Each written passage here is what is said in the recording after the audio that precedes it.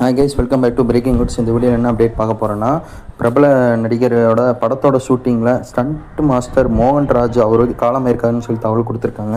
அதாவது கார் விபத்தில் சிக்கி அவர் உயிரிழந்திருக்காங்கன்னு சொல்லி தகவல் கொடுத்துருக்காங்க. அண்மை செய்தியாக பார்த்துட்டு இருக்கீங்க.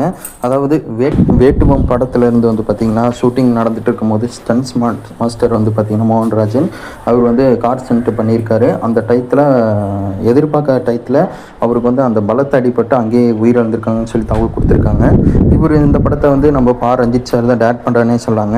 இந்த படத்தில் ஆர்யா, அதே மாதிரி நம்ம அட்டகத்தி தினேஷ், இந்த மாதிரி ஏகப்பட்டவர் நடிக்கிறாங்கன்னே சொல்லாங்க. கலையரசன் சொல்லிக்கிட்டே போகலாம்.